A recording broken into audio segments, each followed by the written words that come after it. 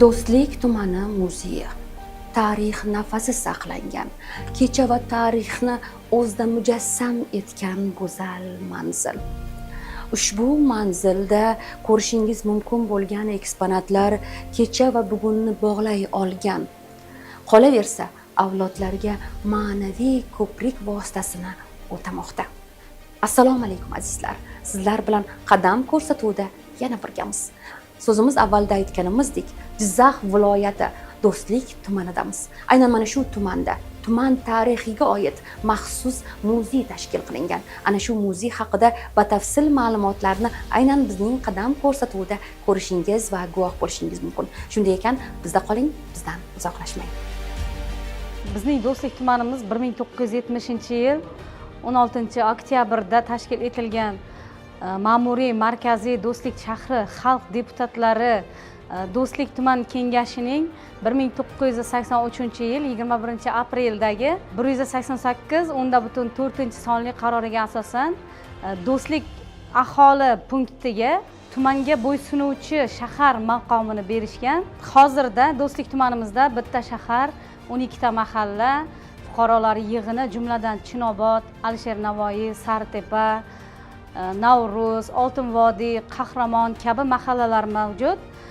Aholisi asosan o'zbeklar, shuningdek qirg'iz, tojik, rus, qozoq, tatar va boshqa millatlar vakillari hamda aholining o'rtacha zichligi 1 kilometr 2 kubga 148 kishi shaharliklar, 30 ming kishi qishloq aholisi hisoblanadi. Bizning Do'stlik tumanimizda asosan 70-yildan oldin cho'l zonalarimiz bo'lgan.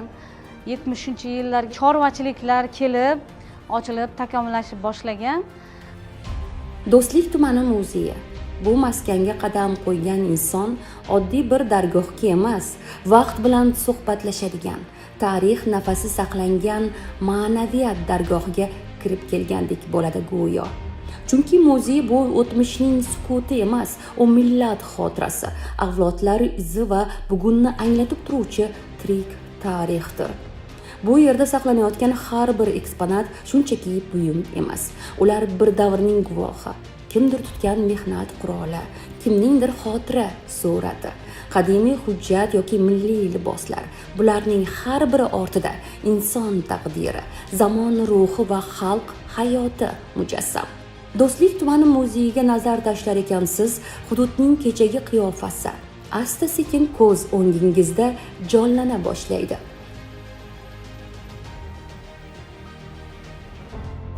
Tarixsiz kelajak yo'qda, ya'ni o'tmishdan doim o'rnak olishimiz, ibrat olishimiz kerak va shunga qarab ba'zi xatolarni qilmasligimiz kerak, ba'zida ulardan ham ko'proq harakat qilishimiz kerak. Aynan mana shu yo'nalish bo'yicha Do'stlik tumanida o'zining maxsus muzey tashkil qilinibdi-da.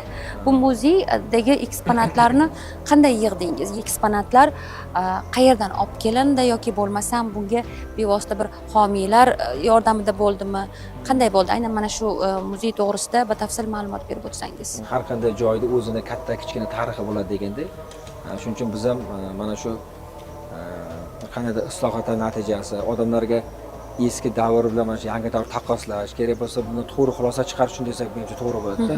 Shuning uchun biz ham odamlarga bir eski tarixni eslatib turadigan, hayotini eslatib turadigan bir muzeyni tashkil qilish nuqtai nazaridan bir hisob-kitoblarimizni qilib ko'rdikda, keyin butun mahallalarimizdan hamma nuroniylarni, onaxonlarni, otaxonlarni, hojonalarni, yoshlarni hammasini to'pladik bir joyga. Keyin ularga mana shu muzey qilish rejamizda, muzeyni qayerdan qilamiz, qanday qilamiz, ichiga uni nima bilan boyitamiz deb turib, keyin o'zi hamma narsaga odamlar o'zi baho beradi, odamlar o'zi ko'rsatadi yo'lda-da. Keyin ularni to'plab gaplashganimizda ko'p marta uchrashuvlar qildik. Muzey tashkil qilguncha buni g'oyasini o'ylab topish, joyini tanlash bo'yicha o'sha fuqarolar bilan uchrashuv qildik.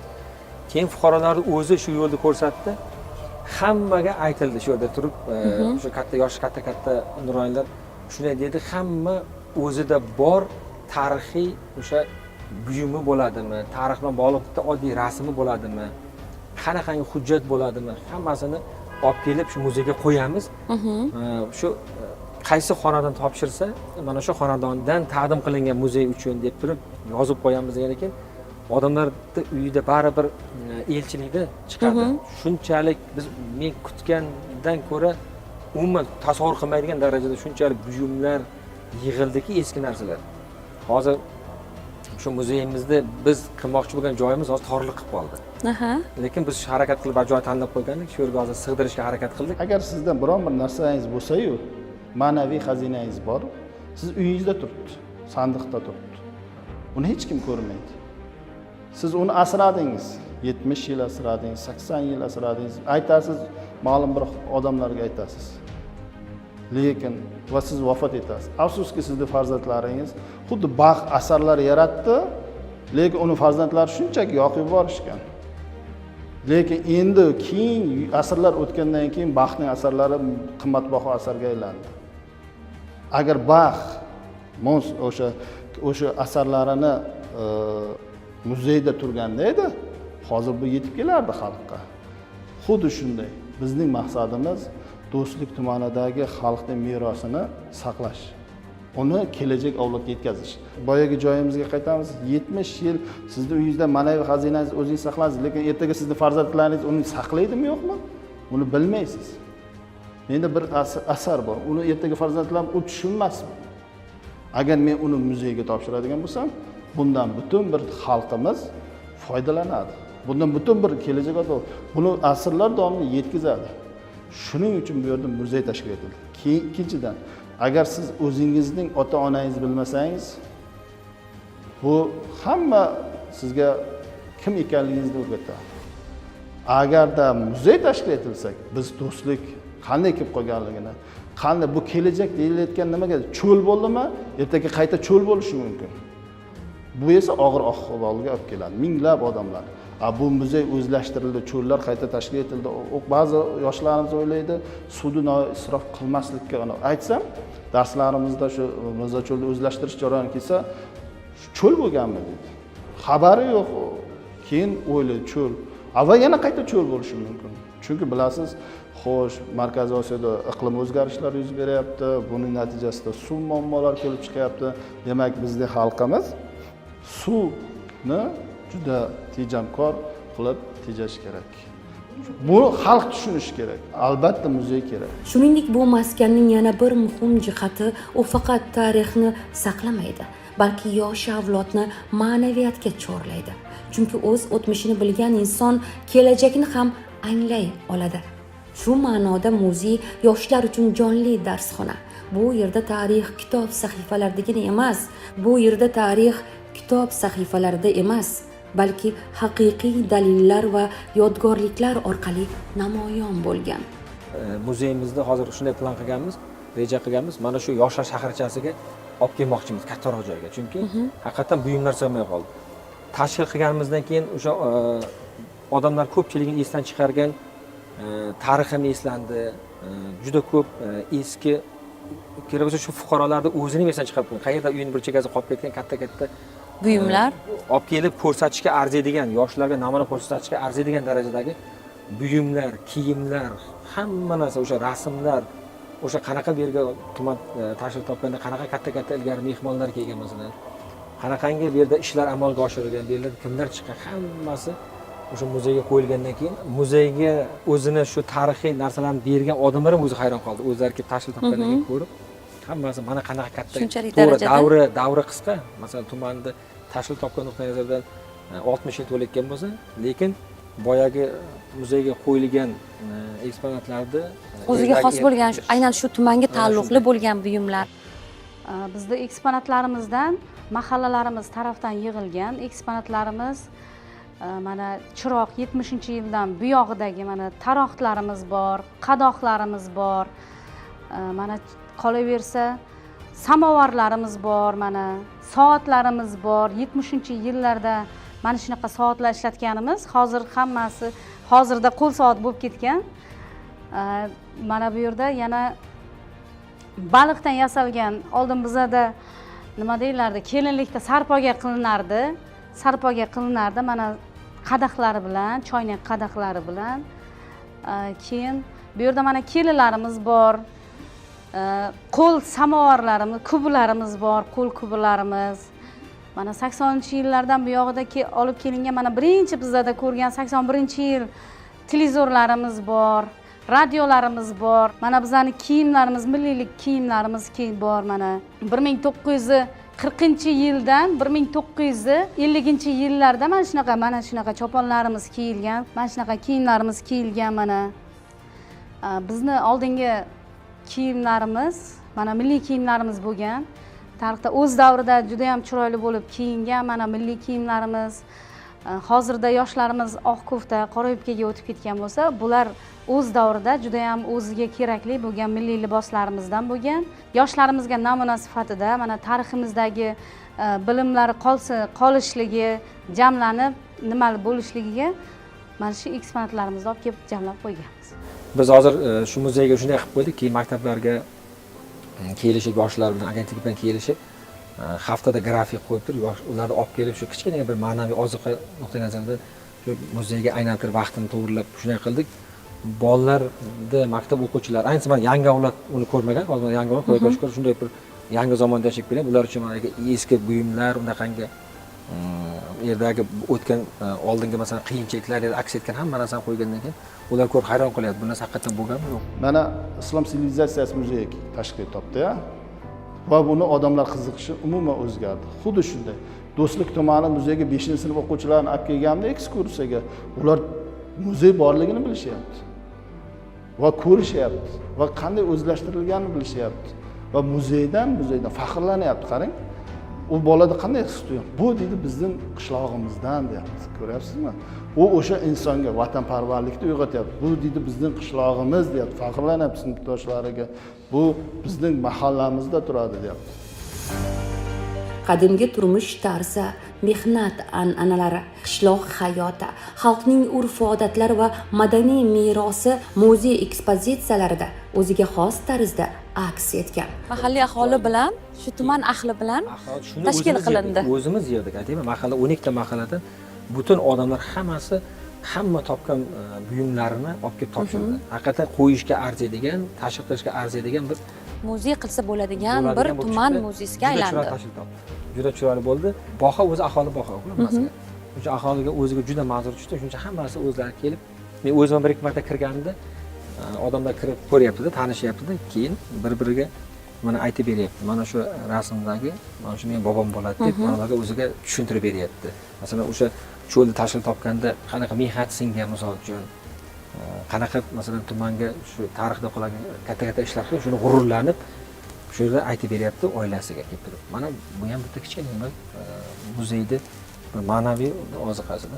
Hamma masalan Sartepa fuqarosida ham masalan yaxshi insonlar bo'lgan mana sutchilik, chorvachilik, paxtachiliklardagi mahallalarning mana medal, ko'krak nishonlari olingan hamma yaxshi lavozimdagi insonlarimiz tarixda qolsin, esdan chiqmasin, mana bu kelajakdagi yosh avlodlarimizga namuna bo'lsin, biza iloji boricha tariximizni yetkazib beraylik degan maqsadda bu kichkinagina muzeyimiz tashkil etilgan. Beqasam to'n. Mamolarimiz, bobolarimiz kiygan ushbu libos hali hamon o'z qadr-qiymatini yo'qotmay kelmoqda. Va albatta yo'qotmaydi. Chunki biz avlodlar kiyimlarni, liboslarni avaylab, asrab, avlodlarga yetkazish uchun astoydil harakat qilyapmiz. Shunday emasmi? Chunki bu liboslar hech qachon urfdan qolmaydi. Bizning asl qadriyatimiz ham ana shundadir. Bizning muzeyimiz 2024-yil ochildi. 2 yil bo'lyapti ochilganiga. Bizning eksponatlarimizda hammasi shu 70-yildan buyog'idagi hammasi eksponatlarimiz mana soatlarimiz bor, mana samovarlarimiz bor, mana 70-yildagi mana bu chiroqlarimiz bor. Bular hali yangi 80-yilda ochilgan mana birinchi televizorlarimiz bor, radiolarimiz. Mana shular hammasi o'sha 70-yildan buyog'idagi hammasi eksponatlarimiz hisoblanadi. Shu paytgacha ularning avlodlari saqlagan muzey ochilishini eshitishi bilan ulardan biz e'lon qilib berdik o'quvchilarga, butun xalqqa va ular o'z xohishi bilan beminnat olib kelib beryapti. Mana shu muzeyga hissa qo'shish uchun mana e'tibor bersangiz turli xil eksponatlar bor. Mana shu eksponatlar xalqdan chiqqan, yo biron bir joydan sotib olinmagan, xalq o'z xohishi bilan topshiryapti. Nima uchun? Do'stlik muzeyini yanada to'ldirishda. Yildan yilga bu muzeyda xalqning jonbosarligi bilan to'ldirib borilyapti. Bu yerda vaqt to'xtab qolgandek, balki o'tmish bugun bilan suhbatlashayotgandek tuyuladi. Ayniqsa mehnatkash insonlar tarixi muzeyning eng ta'sirli jihatlaridan biri. Chunki do'stlik zamini avvalo mehnat bilan yuksalgan hudud. Yerga mehr qo'ygan dehqonlar, yurt rivojiga hissa qo'shayotgan fidoyi insonlar haqidagi ma'lumotlar aynan mana shu muzeyda alohida ruh bilan namoyon bo'lib turibdi. Do'stlik tumani muzeyi tashkil etilishida avvalambor Do'stlik tumani hokimimiz Shavkat Darveshev boshchiligida nuroniylar, xalq, bu yerda har bir odam uyidan boyagi shu paytgacha saqlab kelganini yig'dik. Buni yig'ib tashkil etilishda qolgan insonlar, bu yerda erkin o'zlari qatnashgan insonlar bor. Shu muzeyda qatnashib jonbozlik qilib, hech kim bu yerga sen qatnash demasdan o'zlari jonbozlik ko'rsatgan, lekin juda ko'p do'stlik xalqining insonlari bor.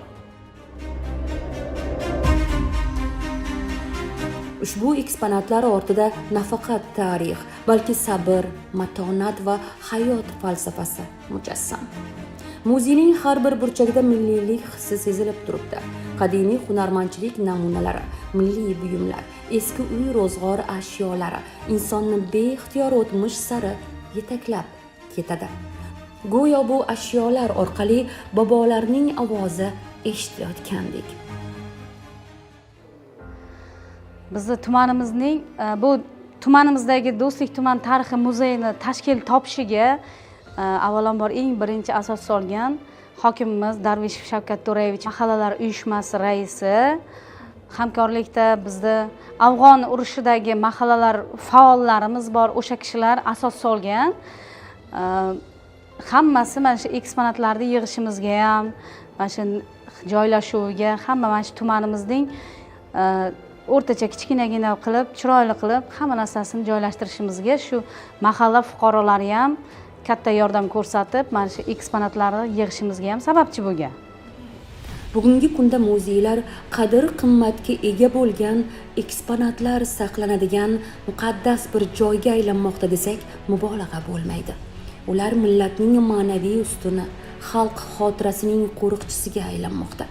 Do'stlik tumani muzeyi ham ana shunday ma'naviy maskanlardan biri sifatida hududning tarixi, madaniyati va insonlari haqida so'zlamoqda. Bu yerda o'tmish va bugun o'rtasidagi bog'liqlikni yaqqol his qilish mumkin. Bir tomonda tarixiy yodgorliklar, ikkinchi tomonda esa yangi davr nafasi. Shuning uchun muzey insonni faqat kechaga qaytarmaydi, balki ertangi kun haqida ham o'ylashga undaydi. Har bir soha tezkorlik bilan rivojlanyapti ham va rivojlanishi ham kerak. Chunki davrga qarab yurish kerak. Zamon talabi. Aynan mana shu yo'nalish bo'yicha raqamlashtirish tizimi keng yo'lga qo'yilgan va har bir yo'nalishda hozir avvalgidek dasta qog'ozbozlikdan voz kechilgan. Hattoki bu uvol qilishdan ham biroz tiyilamiz. Ma'lum bir miqdorda ham vaqt tejaladi. Bunda ham insonning qadri o'ylanganda, kompyuterda o'tirgan holatda xodimning ishda ekanligi va o'ziga yuklatilgan mas'uliyatli vazifasini bajardimi, yo'qmi degan narsaga ham aynan mana shu kompyuter orqali bilib olish mumkin hozir. Raqamlashtirish bilan shug'ullanmagan, IT bilan shug'ullanmagan agar rahbar bo'layotgan bo'lsa yoki bo'lmasa o'zi bitta shaxs odam bo'layotgan bo'lsa, agar men o'ylayman dunyodan orqada qolib ketadi.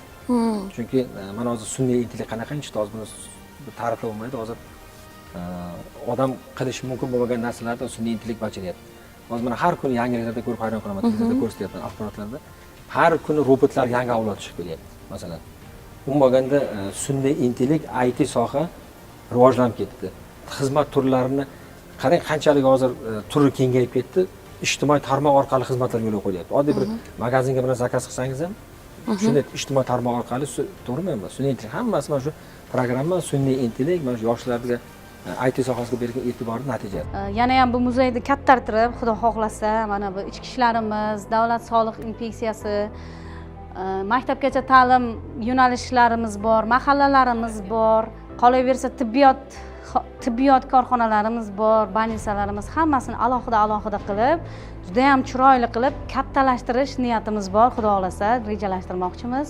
Mana shu kelajak yosh avlodlarimizga juda ham katta eksponatlar bilan, juda ham katta yangilik kiritib, tariximizni o'rgatib, mana shunday insonlarimiz bor, yetuk insonlar chiqqan o'zimizdan deb turib, shunaqa niyatlarimiz bor. Oldingi zamondagi u cho'l zonasi bilan hozirgining farqi bor.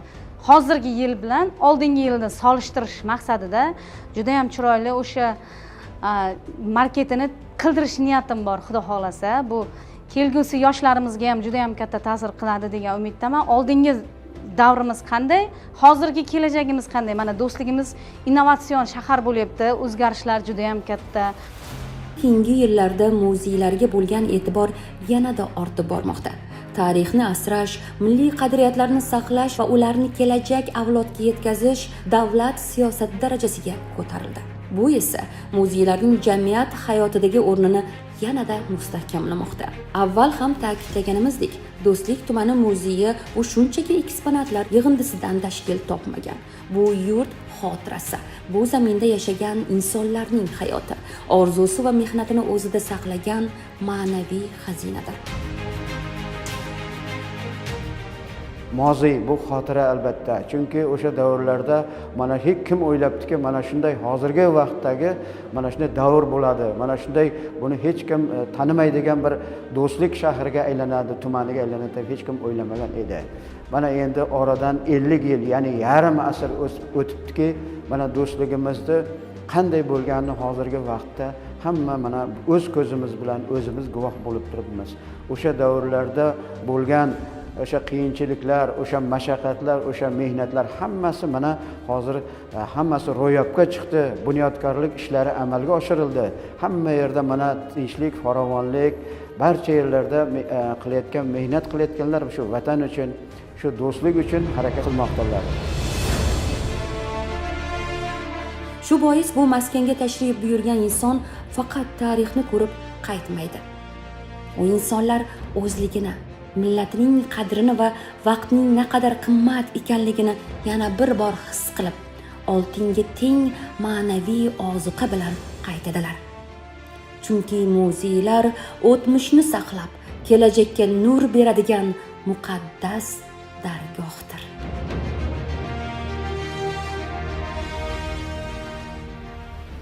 Do'stlik tumani muzeyiga kelib olgan taassurotlarimiz yana bir bor tarixni anglash, qadriyatlarni asrab avaylash kerakligini isbotlab turibdi. 1000 marta gapirgandan ko'ra bir marta ko'rmoq afzalroqdir. Albatta, Jizzax viloyati Do'stlik tumaniga yo'lingiz tushsa, mana shu aynan Do'stlik tumani muzeyiga keling va o'zingiz ko'rib guvoh bo'ling. Butun bir tuman aynan mana shu Do'stlik tumani muzeyida aks etganligiga o'zingiz shaxsan guvoh bo'lasiz. Shunday ekan, mana shunday go'zal joylarimiz, ya'ni qadriyatlarimiz uyg'unlashgan joyda, mujassam manzilda albatta ko'rishamiz. Biz siz bilan xayrlashmaymiz. Keyingi manzillarda ko'rishguncha deb qolamiz. Omon bo'ling.